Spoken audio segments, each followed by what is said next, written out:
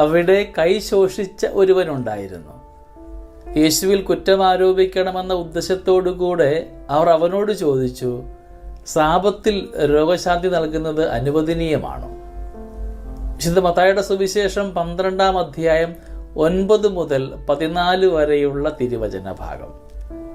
ഏതെങ്കിലും ഒരു വ്യക്തിയുടെ മേൽ എന്തെങ്കിലുമൊക്കെ കുറ്റം ആരോപിക്കണമെങ്കിൽ ഒറ്റ ചോദ്യം മാത്രം മതി. എതിർകക്ഷിയെ തേജോവധം ചെയ്യുവാനാണ് ഉദ്ദേശമെങ്കിൽ നമുക്ക് ഒരുപാട് കാരണങ്ങളും കാണും.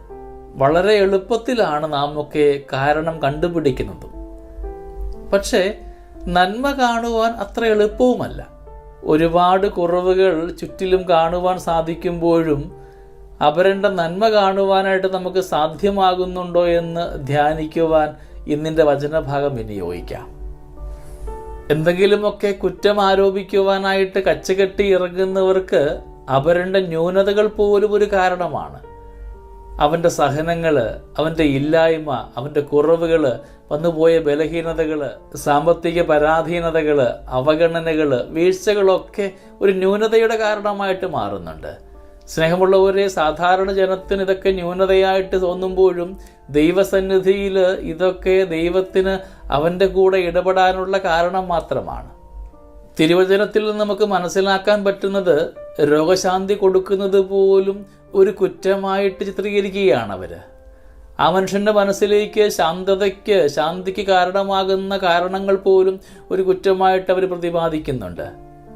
നമ്മുടെയൊക്കെ മനസ്സിലേക്ക് നാം കൊണ്ടുവരേണ്ടത് ഇത് മാത്രമാണ്. എൻ്റെ കൂടെയുള്ളവർക്ക്, എന്നെ ഭരമേൽപ്പിക്കപ്പെട്ടവർക്കൊക്കെ ജീവിതത്തിൽ ഒരിക്കലും ശാന്തി ലഭ്യമാകുന്നില്ലെങ്കിൽ എനിക്കും അതിലൊരു പങ്കുണ്ടെന്ന് തിരിച്ചറിയുവാനായിട്ട് നമുക്ക് പരിശ്രമിക്കാം.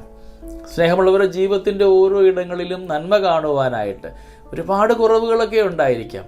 ഓരോരുത്തരിലും ധാരാളം കുറവുകൾ ഇങ്ങനെ എണ്ണി പറയുവാൻ സാധിക്കുമ്പോഴും അവൻ്റെ ജീവിതത്തിൽ ഉണ്ടായിട്ടുള്ള നന്മകളെ തിരിച്ചറിയുവാൻ, എല്ലാവർക്കും നന്മയും ഉണ്ട് ധാരാളം, അവൻ്റെ നന്മകളെ തിരിച്ചറിയുവാൻ സാധ്യമാകുന്നുണ്ടോ ഇല്ലയോ എന്ന് നമുക്ക് പരിശോധിക്കാം, നമുക്ക് ധ്യാനിക്കാം.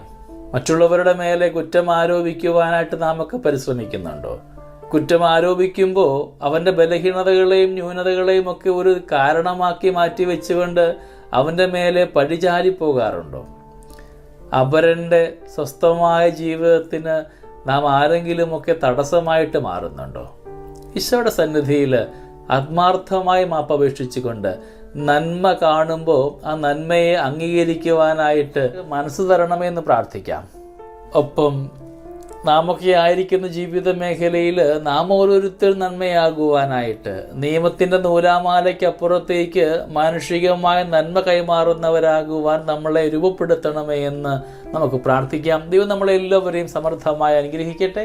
നമ്മുടെ കർത്താവ് ഈശോ മിശിഹായുടെ കൃപയും പിതാവായ ദൈവത്തിൻ്റെ സ്നേഹവും പരിശുദ്ധാത്മാവിൻ്റെ സഹവാസവും നമ്മുടെ കൂടെ എന്നും ഉണ്ടായിരിക്കട്ടെ, ഇപ്പോഴും എപ്പോഴും എന്നേക്കും. ആമേൻ.